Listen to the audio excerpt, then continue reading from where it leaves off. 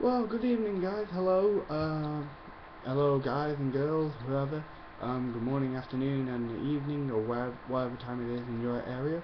My name is Jeff Hardy 2K5, as always, here on YouTube, to try and give you my views and thoughts and opinions on professional wrestling at this current stage, and any other topics in relation to professional wrestling, if I'm honest. So let's begin. Um, the reason I'm on YouTube, and obviously the reason I always come on YouTube, is to obviously make a video.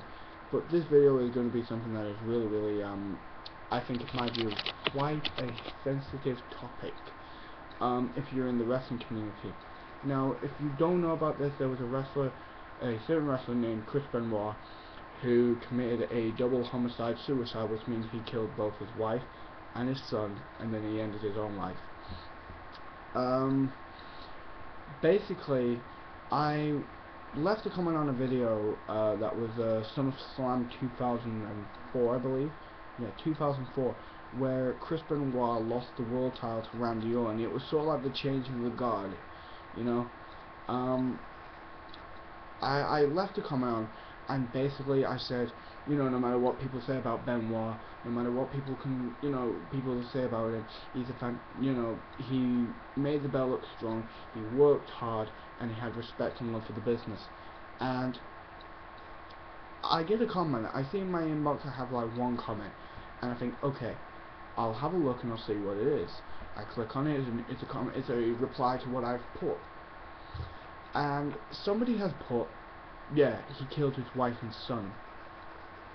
Now, this really, I know about this. I obviously know that prior to when Chris Benoit was still alive, he was meant to compete against CM Punk at Night of Champions for the vacant ECW World Heavyweight Championship. But at the time, Benoit was at home in Atlanta, I believe. I believe it was Atlanta, because he moved from Canada to be in Atlanta, I believe. If I got that wrong, please do correct me. But basically, Benoit, a lot of people were trying to phone him up, and no one could get through. They were leaving voice messages like, I hope you're okay, Benoit, please give us a call when you get this. And nobody knows what was going on. So somebody went round to his house and found Benoit hanging in his weight room. And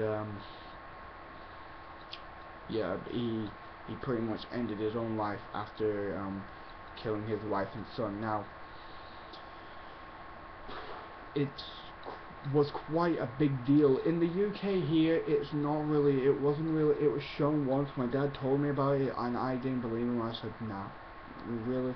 So he puts on Sky Sports News, I should say, and there it is. They're talking about Benoit and how he killed his wife and son. And then that's it. Then it's just back to playing football and rugby and whatever else. Well, in America, it was such a big deal. It was such a big thing that was going on. It was like a wrestler has murdered his own wife and son, and this was giving the media and everybody more ammo to fire at wrestling fans and wrestlers alike, saying, "Oh, you're a bunch of steroid fuckheads who." The fans are all idiots, and look what you're supporting. You're supporting a bunch of steroid-using assholes. And, the media went absolutely apeshit with this story. They were questioning wrestlers like Steve Blackman. They were questioning guys like John Cena and Chris Jericho and everybody, and trying to get their own thoughts and opinions on it. And they even questioned Vince McMahon, who, as we all know, wiped his hands basically.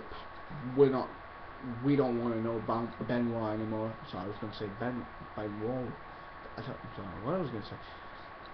Basically, he wiped their hand. They wiped their hand. The WWE wiped their hands clean of Chris Benoit. They didn't want nothing to do with him. They didn't want to know his name.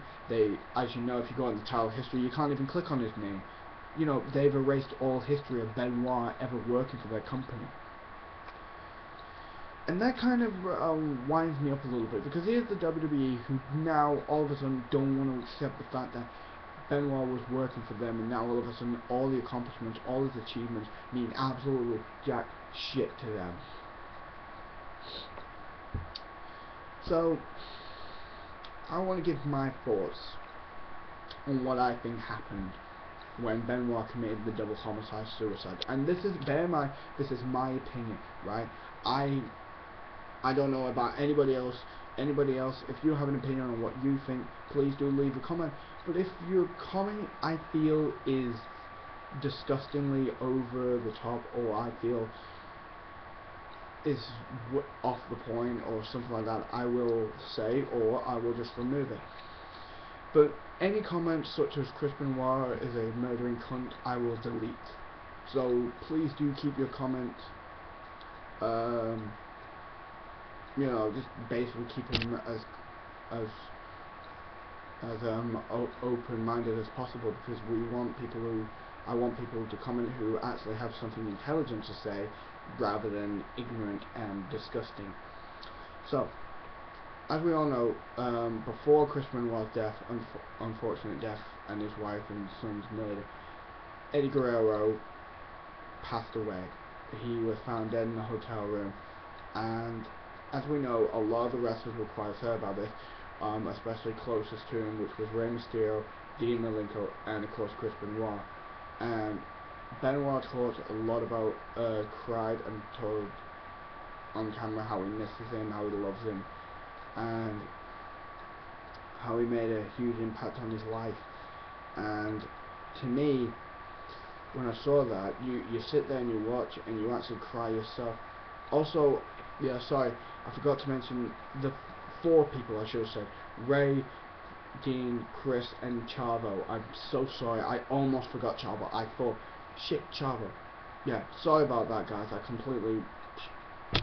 But you see what I mean.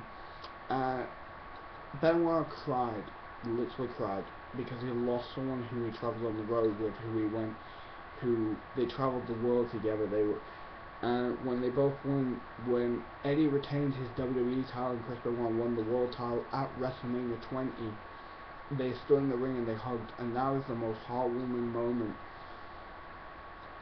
And to me, still to this day, it is one of the heartwarming moments of WrestleMania. Forget about what Benoit did. Forget about what he did. The fact is, he and Eddie traveled the world together, and this was their way of celebrating the fact that they had busted their ass for a long time. From Eddie, who overcame the drugs, the pills, everything. You know, his divorce from his wife, everything, from people also putting him down, saying, you'll never be a WWE champion, you'll never achieve anything. And then you got Benoit, who became the world champion after an 18-year journey. In my view, this was just a heartwarming moment, whether you like to admit it or not. Then you got, obviously Eddie passed away, like I said, and it was just, I think for Benoit, it was heartbreaking enough. This is what I think. I think he went home, and all the times of just traveling the road, you know, being on the road and missing Eddie and everything else, it just started to add up. And I think also, if you watch videos of Benoit, he takes a lot of chair shots to the head. Now, people seem to forget this, right? Go and watch some Benoit videos where he took a chair shot to the head, like literally, boom, to the head. Now, you're going to sit and tell me that Benoit, now, any other person's brain would be turned into a, after the chair shot he was taking, I'm surprised his brain his brain cells weren't on the same level as a 5-year-old, where they don't think, where they don't, you know, where everything's not thinking straight. So I think Benoit, obviously because of the chair shot, because of everything I know, also remember he never took any time off. The only time off he had was when he injured his neck. And even then, his passion was for wrestling only, nothing else. He never took any time off. He never took a break from the WWE, and WWE never gave him that time off to go and rest and go and become stronger and better. And to me, I think what happened was Benoit, obviously, I think maybe he was, if he was going to kill himself, he would have but I feel maybe he didn't want to because he didn't want to leave his wife and son behind and leaving them upset and that, and he wanted to take them with him. But that's why maybe he did what he did. A lot of people say, one of my friends, one person that I knew, I heard said, oh, you know, he put his son in a crippled crossface. Now I'm sorry, that's a lot of bollocks. I've never heard such shite in my life. You know, his son was smothered, his wife was killed, and then he hung himself in his weight room. I think after he realized what he had done, he went ahead and he went into the basement and he hung himself because he didn't want to, maybe he didn't want to, he wanted to be close, he wanted to be back with his friend Eddie because he missed him, or maybe he just realized what he had done and he couldn't live with himself for what he had done. That's just my theory, guys. That is really just my theory. But at the end of the day, I will say this, and I'm saying it directly right now. I'm not going to scream, I'm not going to shout it. I respect Chris Benoit. I respect the wrestler. I respect the man. I respect the person who went out and gave us some of the best wrestling matches, some of the best action-packed matches we could ask for. He went up against whether he was facing against Kurt Angle, Chris Benoit, Edge, Triple H, Shawn Michaels, you know, whoever it was he was to face. He gave some great matches, and you know what? I think another great match would have been him versus CM Punk, and I think that would have been a great match for everyone who wanted to see it. But because of what happened, we'll never get to see that. So to everyone who says, you know, fuck Chris Benoit, he's an asshole and that, why don't you take a step back and really analyze everything that happened, like from the start of his career to from the start of his career, where he just was a normal wrestler, to the point where he was taking chair shots to the head, where he had neck surgery, where he didn't take any time off. Really, before you even comment, go off and really do a good amount of research and then come and comment on this video, okay? Because I do not want to hear some random stupid assholes comment, okay? But that's just what I want to say, guys.